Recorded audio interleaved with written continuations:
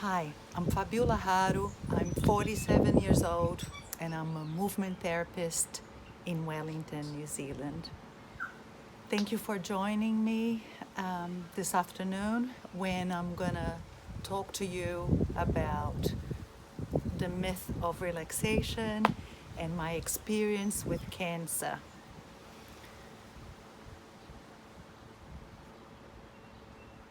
I want to start by saying that life is difficult.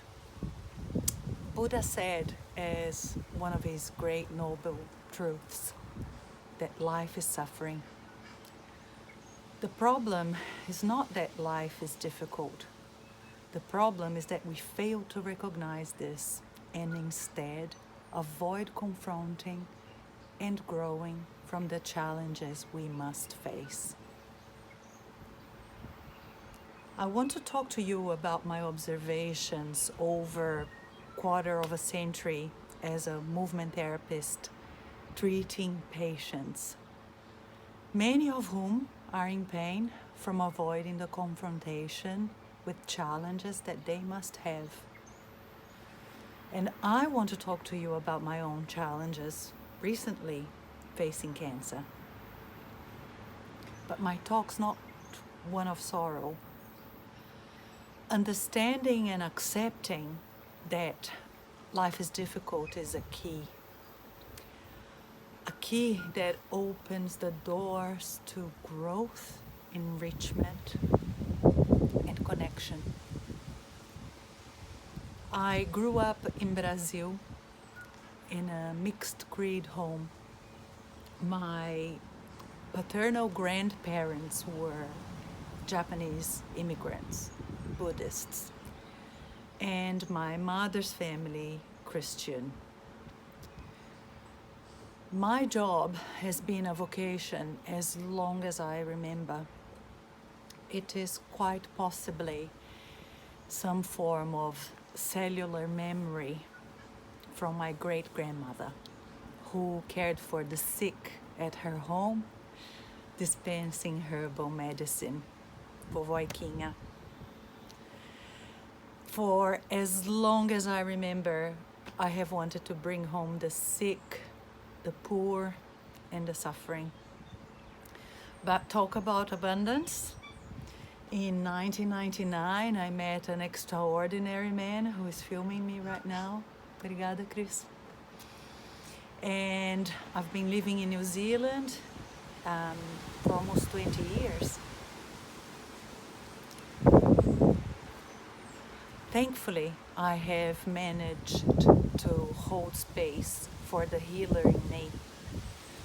Over 2 decades as a movement therapist, I have a degree in physiotherapy and experience in many techniques for health and well-being. I see clients daily in my private practice in Wellington. And there is a summary of my qualifications on my bio, but I shall not waste our time here talking about my CV. Because what I have learned over the past 24 months is that we are more than just the sum of our deeds. And no matter how well organized we are or how much control we have of our surroundings, there's always the possibility that something will shake its foundations. I'll tell you a little bit about my life. I have a wonderful daughter who was conceived naturally among many failed IVF attempts. My husband and I faced difficulties, but we managed to grow closer. Our home is a nest woven with love. I have a job that I treasure, and hobbies that keep me on my toes, for sure.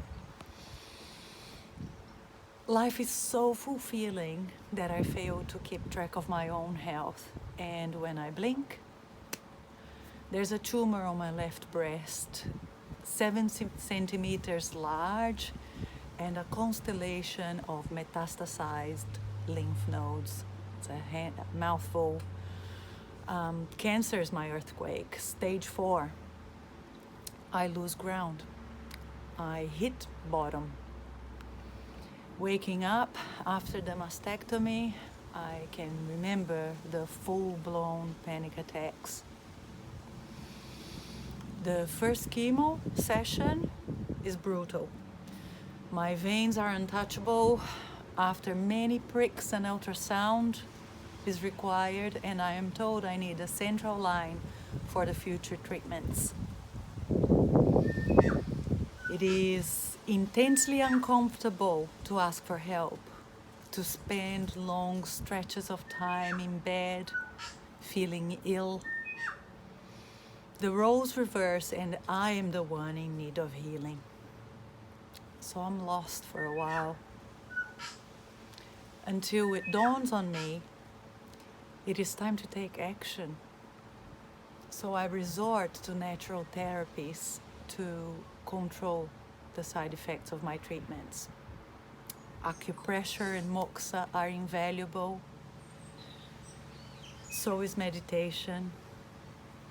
I study physiology and develop a method to pump up my veins for chemo.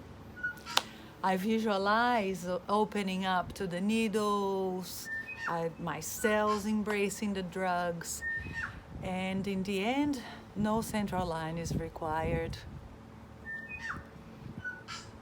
I survive 6 months of chemo, and I celebrate my bald head with henna tattoos. I'm no longer a passive cancer patient, but I'm an active participant in my healing. Radiation is worse. It's cold and it's lonely. It's insidious, constricting my larynx and my trachea. When I can no longer breathe or swallow and the hospital has nothing left to offer me, I reach to my GP, who saves me with a course of prednisone. But my skin is blistered and I require daily dressings for the burns that spread on my torso. Body awareness leaves me acutely conscious of the fibrosis developing under my skin and the intense tightening I still feel today. So I learned to manage the neuralgia that I live with every day. I work on my scars, I have many, and my fibrosis. I mitigate the ongoing side effects of hormone suppression and the periodic intravenous infusions I have to take. But most of all, I'm present, I'm listening, I'm speaking, I'm engaged, I'm holding my grounds, and I'm stating my feelings. I'm asking for help, and I'm admitting my limitations. I resume work because I love it and it makes me whole, except that this time I do it differently. I'm alert to my needs and I factor those in my diary. I finish work in time for Nina, and I no longer see clients on evenings and weekends. I make time to read, to study, to reflect, to write. I have been contemplating about the myth of relaxation for a long time now, so I'll jump at the opportunity to talk about it here. It is my understanding that each person, since birth, suffers or endures the forces of gravities upon their bodies. As custodians of this physical body, it is our responsibility to hold it in space. After all, it is us who keep our heads above our torso and our core close to our interests. I'm laughing. It is up to us to organize ourselves in the best way possible and to respect our anatomy and the ideal alignment of our body segments. Only us can hold our bodies up in space. Dumping our bodies like potato sacks is a recipe for injury. Every day people come and ask me to dissolve the shoulds on their knots or their backs so they can fully relax. Unfortunately, I hate to break it to you, as of yet, there are no magic powers that can counteract the long hours we spend bent over our phones or slouching on the office chair. I can help. Perhaps alleviate the symptoms temporarily, but the only effective path to well-being is to take ownership, to develop awareness, to take responsibility, to honor the anatomy, understand the physiology, and optimize the immediate environment through ergonomic changes. I propose that relaxation is not a state induced by letting go. It's not the result of an external agent like me, a masseuse, an osteopath, or a healer.